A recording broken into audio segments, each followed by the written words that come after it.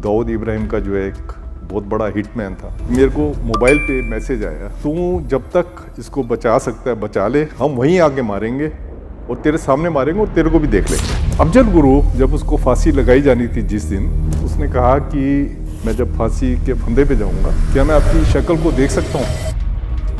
फिर मुझे पता लगा कि वो कोई और नहीं, एक चार्ल्स सोबराज था, जो कि बड़ा इंटरनेशनल, जिसका गैंगस्टर कह लें या जो भी कह लें। हम लोग जो है कुत्ता बिल्ली मार के नहीं आए, एक इंसान को मार के आए हैं जेल में।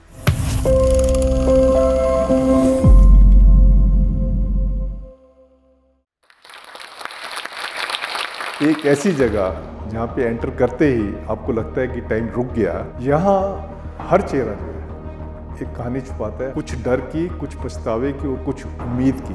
और इन कहानियों के बीच खड़ा था मैं, एक सच जिसे दुनिया जानना नहीं चाहती। तिहाड़ मैं जब 23 साल का था मैंने ज्वाइन किया और अगले 35 साल मैं था और 10,000 कैदी थे।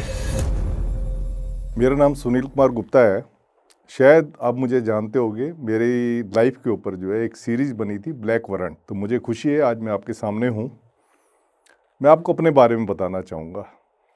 मेरा जो आप लगाएं कि बचपन जो है हमारी एक बहुत लोअर मिडिल क्लास फैमिली आप कह सकते हैं, उसमें था। पिताजी क्लर्क थे और माँ मेरी जो है मिडवाइफ थी रेलवे हॉस्पिटल में, जिसको कि आप दाई कहते हैं, जिनका काम होता है प्रेग्नेंट औरतों की डिलीवरी करना। तो जब वो डिलीवरी करने जाते थे तो उसमें उनको 2 रुपये फीस मिलती थी और 2 रुपये फीस से वो इतने खुश होते थे कि हमारे घर का जो है खर्चा जो है थोड़ा उसमें चलने में सहूलियत होगी। और आपको और बताऊं कि जहाँ पे वो जाते थे ज़्यादातर झुग्गी झोपड़ी क्लस्टर होते थे। झुग्गी झोपड़ी में या छोटे से मकान में आप पूरी रात बिता रहे हो, खाली ये कि मेरे परिवार जो है एक ठीक तरीके से चल जाए। तो बहुत बड़ी उनका बहुत बड़ा त्याग था। तो मैंने वो टफ टाइम देखा है, किस टफ टाइम में जो है मेरा पालन पोषण हुआ। मेरे फादर जो है एक बिल्कुल जैसे साधु टाइप होते हैं, एक अपने टाइम के आर्य समाजी थे। आर्य समाज में क्या होता है कि आपको सत्य को ग्रहण करने और असत्य को छोड़ने के लिए हमेशा उद्यत रहना चाहिए। और दूसरा जो है नियम है कि प्रत्येक को अपनी उन्नति में संतुष्टि नहीं होनी चाहिए, बल्कि दूसरे की उन्नति में अपनी उन्नति समझनी चाहिए। तो ये मैं आपको इसलिए बता रहा हूँ कि ये मेरे संस्कार थे जिसमें मैं बड़ा हुआ। क्योंकि मैंने जितनी देर 35 साल जेल की नौकरी की, इन दोनों नियम ने मेरी लाइफ को चलाया और बहुत अच्छा चलाया। उसके बाद मैंने पहले बीएससी किया दिल्ली के हिंदू कॉलेज से। उसके बाद मैंने एलएलबी की दिल्ली की लॉ फैकल्टी से। तो मेरी किस्मत अच्छी थी कि मुझे रेलवे में नौकरी मिल गई। पर मैंने देखा था कि रेलवे की नौकरी में फेवरेटिज्म बहुत होता था। अगर आपने बॉस की जो है चमचागिरी नहीं की तो आपको कहीं भी ट्रांसफ़र किया जा सकता था। तो मैंने सोचा कि मैं रेलवे की नौकरी नहीं करूं, जबकि रेलवे की नौकरी में मुझे बहुत अच्छी तनख्वाह मिल रही थी। उसके बाद मेरी किस्मत अच्छी थी और अच्छी थी कि मुझे एएसपी की नौकरी निकली दिल्ली जेल में। मैंने उसको जो है अप्लाई कर दिया। इंटरव्यू होने के बाद उन्होंने मुझे सिलेक्ट किया। तो जब मैं मेडिकल करवाने के लिए गया तो मुझे जो ऑफिसर जो है चेस्ट का साइज़ वगैरह ले रहा था, हाइट वगैरह देख रहा था, कहना कि आपके चेस्ट का साइज़ जो है, जो हमारा मिनिमम 32 होना चाहिए, आपका 32.25 है। और जो फुलाने पे तो 36 था मेरा, पर 32.25 है, तो आप यहाँ नौकरी नहीं कर पाओगे। खैर मैंने कहा अगर चलो, जब ये कह रहे हैं कि आप नहीं हो सकते, तो मैं अपना घर वापस आ गया। और रेलवे की नौकरी तो कर रहा था, मुझे कोई भी उसमें गिला शिकवा नहीं था। करीब 2 महीने के बाद जो है मुझे फिर एक कॉल आया कि आप एक बोर्ड है, सर्विस सिलेक्शन बोर्ड है, अब उसके सामने अपीयर हो एएसपी की पोस्ट के लिए। तो मैं चला गया। मैंने कहा इन्होंने मुझे सिलेक्ट तो करना नहीं है, चलो जाओ। मैं गया जब वहाँ पे, तो फिर उन्होंने जो क्वेश्चन पूछे, पूरा एक principal secretary home, financial commissioner, काफ़ी सीनियर ऑफिस, जो सीनियर मोस्ट ऑफिसर होते हैं दिल्ली के, वो बैठे थे। उन्होंने मेरे से कई क्वेश्चन पूछे। मैंने अनमने ढंग से उनका जवाब दिया। कुछ का जवाब ठीक होगा, कुछ का गलत होगा, क्योंकि मेरे मन में था कि मेरे को सिलेक्ट तो करना ही नहीं है। तो अनमने उससे वो किया। उसके बाद जो है करीब 1 महीने बाद टाइम आया मेरे को एएसपी की पोस्ट में ज्वाइन करने के लिए जेल पे गया। मैं सोच रहा था मैं जाऊंगा तो एएसपी को बड़ा इज्जत वाली नौकरी होती है, तो मैंने कहा सलूट्स वगैरह पड़ेंगे, सब कुछ होगा। मैं जब सुप्रिटेंडेंट जेल के पास गया उस टाइम पे वो कहते क्यों आए हो, यहाँ तो कोई वैकेंसी नहीं है। मेरा तो जैसे काटो तो खून नहीं, मुझे लग रहा था कि ज़मीन अभी सरकेगी और मैं बीच में समा जाऊंगा कि एक इतनी अच्छी नौकरी में छोड़ गया हूँ, ये कह रही है वैकेंसी नहीं है। इतने में क्या है कि मैं बैठा था, बाहर बैठा हुआ था, कि एक बड़ा सूटिड बुटिड बंदा आया और टाई वगैरह लगाई हुई थी, बड़ा गोरा चिट्टा चमकता वो बंदा था। तो मैं बाहर बैठा हुआ तो मैं उसको देख के खड़ा हो गया। तो वो कहता है कि आर यू न्यू हेयर? मैं कहा yes I am new here, I have come here to join for the post of assistant superintendent. कहते okay, so is he creating obstacle, मतलब उसका सुप्रिटेंडेंट की तरफ इशारा था कि इज ही क्रिएटिंग ऑब्स्टेकल। मैंने कहा हाँ, ये ही इज़ क्रिएटिंग ऑब्स्टेकल और he is not getting me join this post. इस okay, you wait, you please give me your this letter of appointment. So मैंने उनको वो लेटर पकड़ा दिया।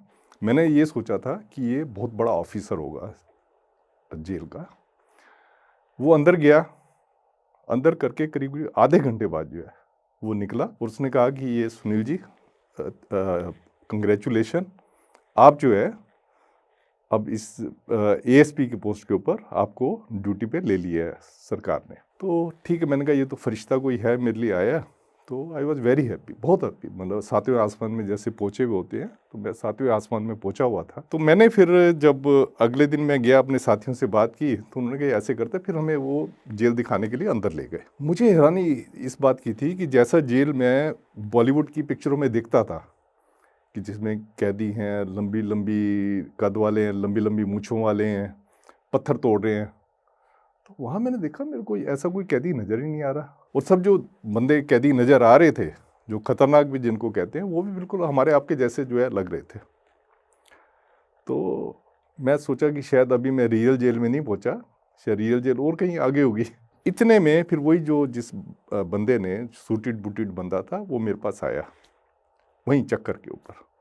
तो उसने आगे मुझे कहा कि हेलो सर। जब उसने मुझे हेलो सर कहा, मैंने कहा यार ये तो मुझे सर कह रहा है। तो फिर मुझे पता लगा कि वो कोई और नहीं, एक चार्ल्स सोबराज था, जो कि बड़ा इंटरनेशनल, जिसका गैंगस्टर कह लें या जो भी कह लें, वो चार्ल्स सोबराज था। तो मुझे खुशी हुई कि चलो इसने मेरी हेल्प की है। उसके बाद जो उस टाइम का माहौल होता था, बड़ा टॉर्चरस माहौल होता था। क्या होता था कि प्रिजनर्स के ऊपर बड़े अत्याचार होते थे। किसी को अगर उम्र कैद हुई है तो उसको फेटर्स में रख देते थे, हैंडकप्स में रख देते थे। जेल के अंदर पंखे नहीं है। पंखे किस लिए नहीं है? कि कोई सुसाइड ना कर ले। मैंने कहा यार ये बात समझ ही नहीं आ रही मुझे कि जेल के अंदर पंखे नहीं, आप इतनी गर्मी में आप जो है प्रिजनर को पंखे इसलिए नहीं दे रहे कि आपको सुसाइड का डर है।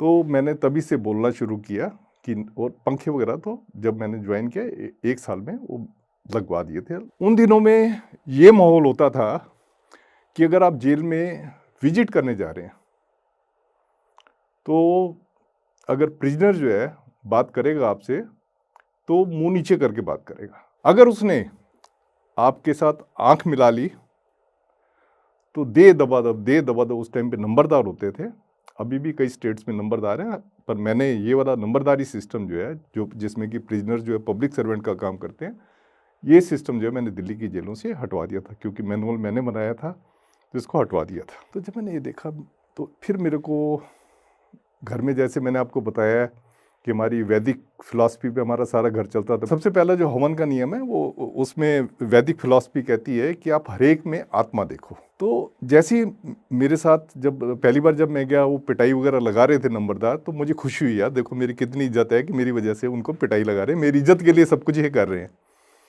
पर दुख भी हो रहा था मुझे बाद में। तो मैंने कहा जब ये भी आत्मा है, ये भी आत्मा है, ये भी आत्मा है, तो मैंने जब उनको आत्मा देखा और खुद को आत्मा समझा, अब मानेंगे नहीं, मुझे उस बिहेवियर से, जो नंबरदार का बिहेवियर, नफरत होनी शुरू हो गई। तो मैंने तब से बिल्कुल मना कर दिया कि कोई भी मेरे सामने किसी कैदी को नहीं मारेगा। ये मेरा पहला बेसिक प्रिंसिपल था जेल में नौकरी करने का। और दूसरा जो था कि जब मैंने आपको बताया कि इतने गरीब लोग थे वहाँ जेल के अंदर, 80% तिहाड़ की जेल में 80% गरीब थे, जबकि जब पूरी इंडिया की जेल देखें तो 85% गरीब होते हैं। तो मैंने कहा इनके लिए कुछ करना चाहिए। ज़्यादातर प्रिजनर क्यों जेल में होते हैं? किसी ने 2 किलो लोहा जो है रेलवे लाइन से चोरी किया तो महीनों से जेल में पड़ा हुआ है। कोई डोमेस्टिक का काम करता था किसी घर में, तो डोमेस्टिक के उसमें जो है उसके मालिक की कोई चीज़ चोरी हुई, जबकि उसने चोरी नहीं की थी, मालिक ने उसको ज़बरदस्ती, सैडिस्टिक प्लेयर होती है, मालिक ने उसको ज़बरदस्ती जो है जेल में भिजवा दिया और जेल में था। तो मैंने सबसे पहला जो काम किया कि वहाँ पे लीगल एड सेल जो है जेल में बनवाई। उस टाइम पे एक ही जेल होती थी, तो लीगल एड सेल मैंने बनाई। तो इस टाइप के माहौल में था। मेरे को फैमिली का जो वो था संस्कार थे, जो मैं सोच के आया था, मैं सोच के आया था कि मैं कभी भी करप्शन करने की तो बात बहुत दूर है, मैं सोचूंगा भी नहीं। तो उसका खमियाजा ये हुआ कि मुझे धमकियाँ मिलनी शुरू हो गई।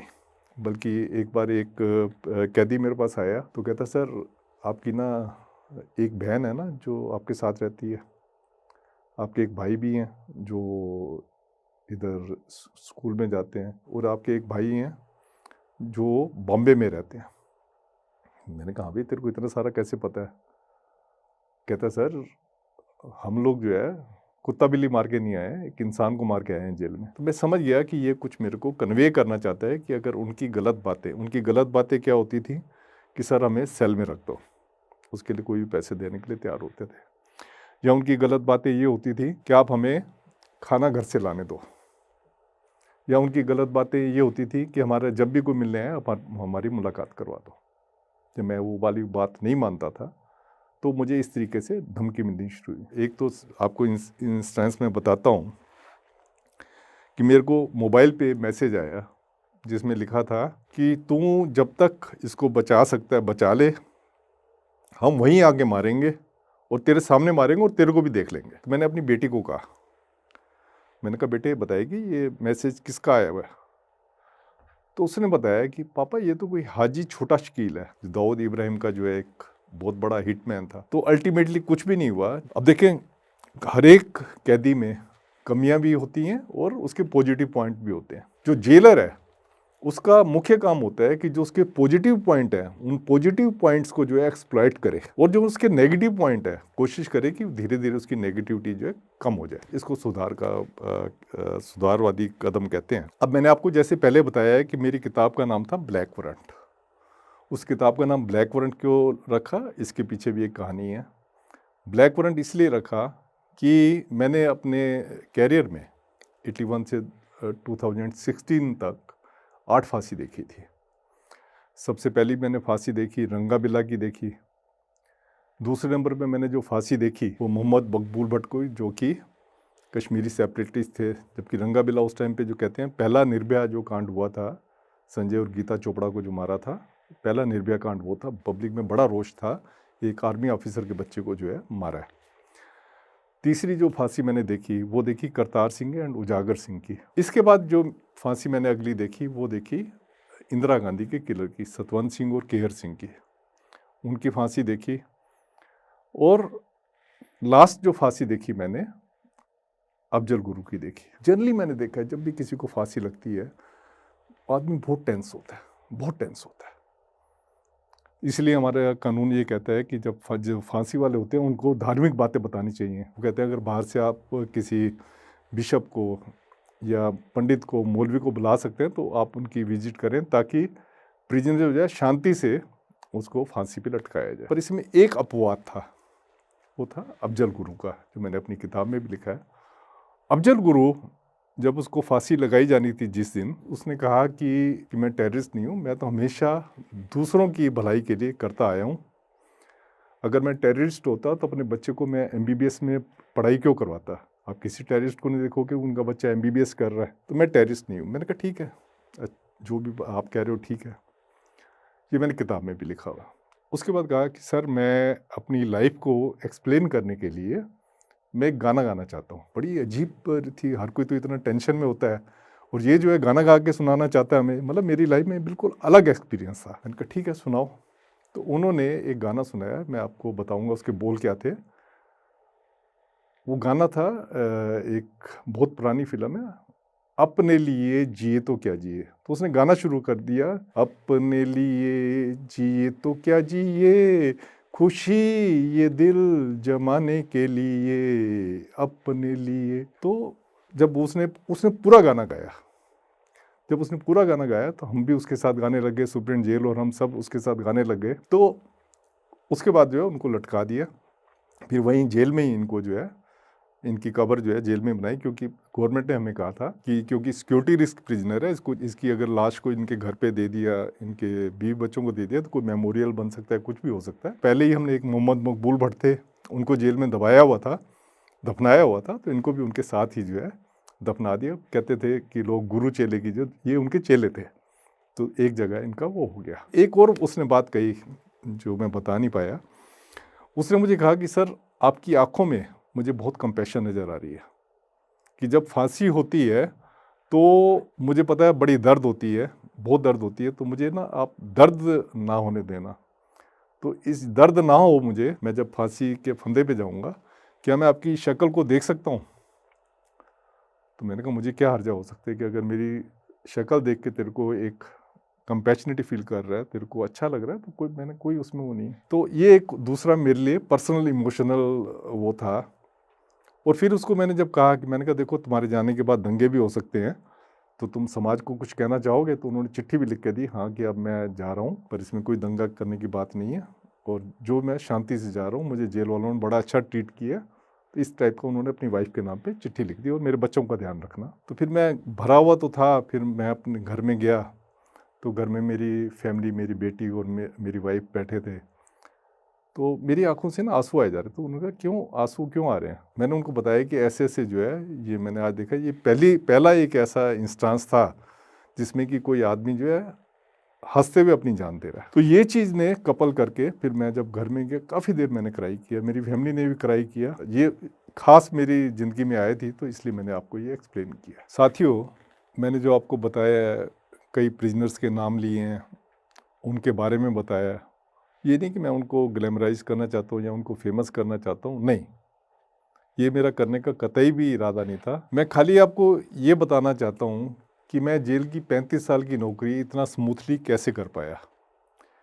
खाली 2 प्रिंसिपल थे जिन्होंने मेरी लाइफ को बदला, और मैंने बहुत सारे प्रिजनर्स की लाइफ को बदला। मेरी एनर्जी इस बात पे होती थी कि किसी प्रिजनर के ऊपर जाति ना हो, उसके ह्यूमन राइट्स का वायलेशन ना हो, और जो लिविंग कंडीशन है वो सुधरें।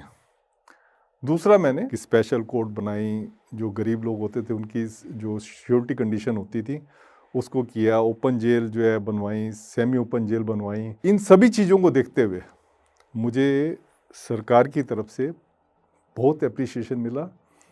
राष्ट्रपति की तरफ से मुझे 2 मेडल मिले। तो मैं तो अपने आप को बहुत भाग्यशाली समझता हूँ कि मेरे को 2 मेडल मिले। और शायद उस टाइम पे जब मैं रिटायर हूँ, मैं अकेला ऑफिसर था कि जिसको ये मेडल मिले थे, और लीगल फील्ड से तो मैं अभी भी अकेला ऑफिसर हूँ जिसको ये अवार्ड मिले हैं। मैं आपको भी एक मैसेज देना चाहूँगा। पहली बात तो ये है कि आप जो कुछ करोगे उसका फल जरूर मिलेगा। वो जो कर्मों का फल है उसको आप हंस के एक्सेप्ट करोगे, भगवान का शुक्राना करके एक्सेप्ट करोगे, तो आप देखेंगे कि आपकी लाइफ जो है ब्लेसिंग्स में चेंज हो जाएगी, शांत होगी, और आप ज़िंदगी में आगे बहुत बुलंदियां जो है आप उसको छू सकते हैं।